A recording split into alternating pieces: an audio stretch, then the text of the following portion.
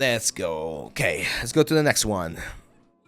This is Allavutheen says, "Hello Abe, I'm a self-taught 3D artist for about 3 years and I want to get into the industry. Can you give me feedback about my portfolio? It will help me a lot in improving and want to be an environment and prop artist as a long-term goal." Let's take a look. Nice, nice. Yeah, we see some cool stuff here, man. Cool. Cool. So first impression is that it looks nice. We have a couple of good pieces, and then we have a couple of very simple pieces that, unless you're gonna be incorporating into a more like interesting scene, I would just take them out. Like this one, right?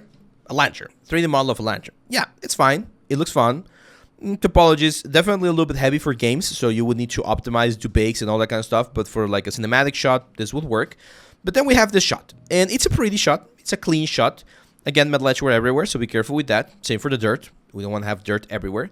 But then you have this one right here. So why not have that lantern on top of this desk right here, add a couple of other props, have a nice wall on the back, and then illuminate it in a way that it looks like it's a scene from a little short or something. That's where you need to really start thinking creatively, Allavutheen, and think about how can we incorporate simple designs into a more complex result. This is a principle that I use a lot in my classes, which is complexity out of simplicity. If you have a lot of simple stuff and you merge them together, right? Or you make sure that they play nicely together, you're going to be able to get a nicer result. Jar 3D Dev, what's up, man? Hello, welcome. So all of the simple props, right? Like just a fire hydrant. Everyone and their mothers have done a fire hydrant when learning 3D. I've used fire hydrants as one of my exercises for like the past 10 years. So you're not really telling me anything about this with the fire hydrant, okay? It's not that it's not impressive, but it's not unique, right? This dagger, on the other hand, way better. I like it. I really like this one. You did a great job there on the bandages, I think. Like this one looks very, very, very nice. I think optimization-wise, we could definitely just fit everything into a single map. Yes, this is going to make it a little bit less high resolution on the textures, but it can definitely be done. And again, we could maybe work a little bit on the ground. I'm not sure if you're using displacement on the ground. I think you are, so that definitely works. But yeah, that one, good piece. I like that one.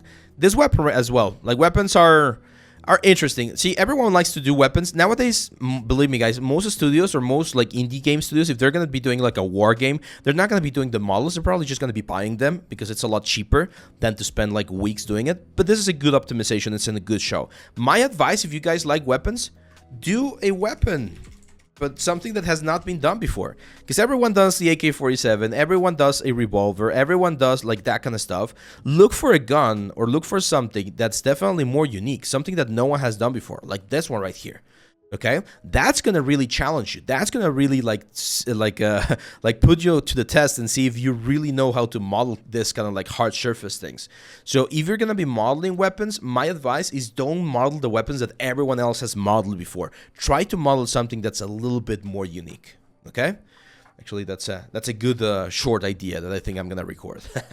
Like trying to do something that's a little bit more original. It will speak better in your portfolio in the long run. Okay.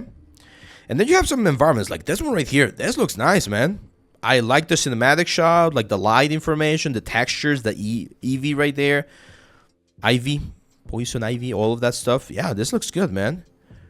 Now, what you need to do on this particular asset is some breakdowns. Some breakdowns of the assets themselves. Like I want to know if you did all of these assets or if you were using some like other techniques, right? So explaining some of the process, maybe a close-up of some of this like electric things, a close-up of the door, of the trash can. This is a good one, man. I really like this one. I think this is a very, very powerful like piece right there. Even the subway one is not bad. It does look a little bit too clean. I don't think subways have tiles like this. At least here in Mexico, they don't. It's more like a plastic, like tarmac thing or something like that. So yeah, this one's also good. I would just probably change the floor because the floor definitely takes me out a little bit, and maybe add more details to the whole thing. That might be a good idea. Now, here's another thing, and I saw this on the last portfolio, but I didn't see anything about that.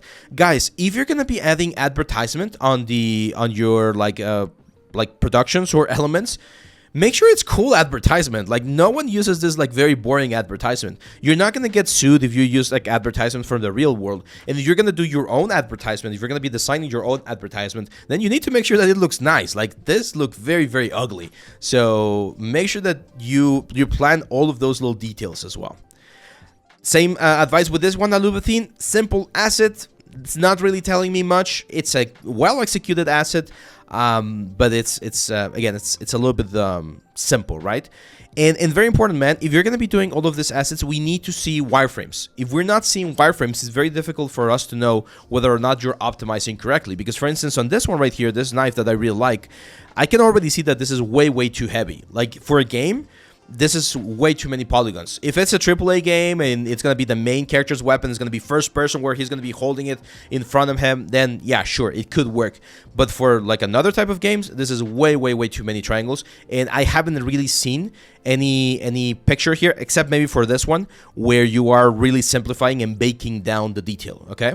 So we need to see some of the bakes and we need to see some of the topology. Hope that helps. Why don't you make a video telling people the top 10 things you notice in these portfolios? You know what, JustDevi? That is an excellent idea. That is an excellent idea, JustDevi. I think next week that's going to be the video. The 10 most common mistakes in portfolios. Thank you. I always struggle to find like good ideas for the weekly videos, so that's a great one. Let's see. Lunarin says, just found your channel while looking for info on building a PC for 3D and video making. Your video on that is so helpful, so thank you very much. Hey, you're welcome, man. How can I choose props for my portfolio? It's way tough for me choosing props for... I've mentioned this one. This one, it's there, guys. If you look, Leal 3D, how to pick a project. That's a video that I did. There we go. I got 2 videos on that, actually. The one that's more up to date is this one, 4 months ago. It's how to pick a 3D project, and I explained the kind of stuff that you should be looking for when looking for a 3D project. So just like look, Leal 3D, how to pick a project, and you're going to find that answer, Anuva. Mornings, Sina Jessine. What's up, my friend? Welcome. Be my mentor, man. Of course, if you guys want, like, I do offer mentorship sessions. I do have a couple spots available. If you're interested in that, you can send me a DM on Discord and I can give you guys all the information.